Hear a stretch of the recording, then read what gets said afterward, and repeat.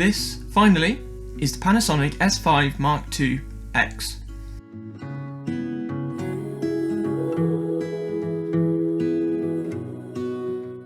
After being announced in January 2023, Panasonic is finally rolling out the S5 IIX. I've got my hands on one and I'm going to be talking you through what's new.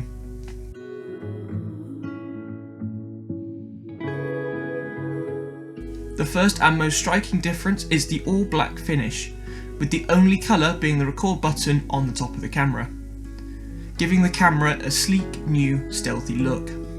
So apart from the visuals, what else is new? It has the same 24 megapixel sensor that we've got to know and love over the past few months from the S5 II. It has the same 5-axis image stabilisation which can still be found in the S5 II, which still works absolutely flawlessly.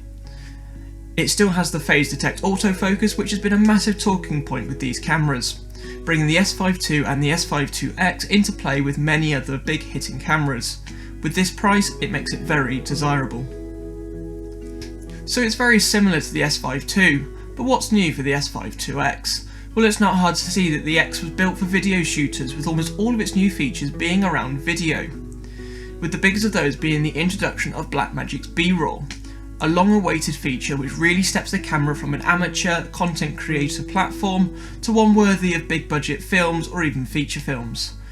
All this in a body that weighs only 658 grams.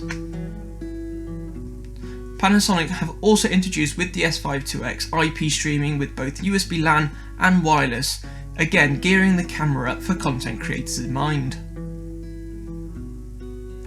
Besides the B-roll and IP streaming capabilities, the S5 IIX also has some impressive features, including internal 420 10-bit 6K 3x2 recording for being able to crop down to 16:9 or vertical for reels and other mobile viewing, internal 5.9K at 16:9 at 30 frames per second, internal 422 Cinema 4K and 4K recording up to 60 frames per second. It gives you 14 stops of Vlog and VGamut, new real-time LUT feature which I have been using extensively. It's a great way to get that professional video look straight out of the camera without hassling around with grading. It has an active IS enhanced stabilisation for smooth video, which really makes these cameras one of the best for image stabilised video.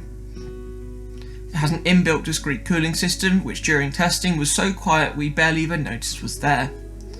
This is a great feature from Panasonic and I really hope this is carried over to future cameras. Likewise with the S5 II, it's not just for video. When shooting stills you get up to 9 frames per second mechanical shutter, and when you're in electronic shutter you get up to 30 frames per second. You also get the H.264 and H.265 video codecs, with 12-bit video via HDMI and 10-bit video via USB. Although the S5 II and S5 IIX are great video cameras, this is not to ignore the great still picture quality that comes with both the S5 II and the X variant. Both these cameras giving great colours and combined with the new autofocus and image stabilisation systems, making this truly a camera which won't struggle in any situation.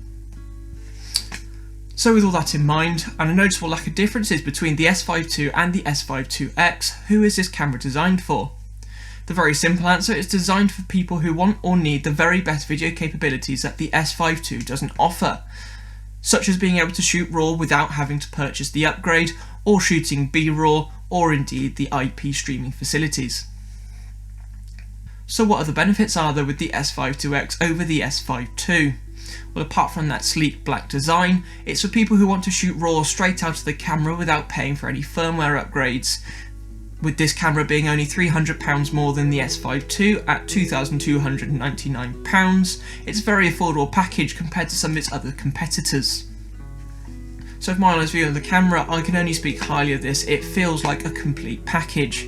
For lots of people like me who shoot Panasonic for their video, but it's just not quite there for their still photos yet, with that improved autofocus, this may be the hybrid camera people will switch to. Having used Panasonic for my own video for a number of years now, this feels very familiar. The ergonomics of the camera fit very well for me, and the menu systems are very similar to what I'm used to. And the versatility of this camera, which can so easily swap out between raw footage for those big projects or feature films to quick deliverables using those real-time LUTs with no compromise in still photo performance.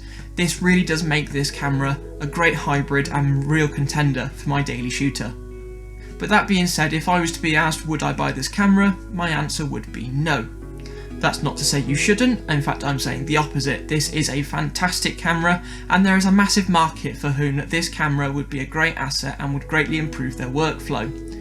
But for myself, I just don't need all that raw capability. I shoot HD most of the time, maybe a little bit of 4K. So for me the S5 II would be more than good enough, and this would be the same for a lot of people. However, there is a mass market for whom this camera is built for, and for them I would highly recommend. I hope this has given you a good insight into what the Panasonic S5 Mark IIX has to bring, and I'll see you in the next one.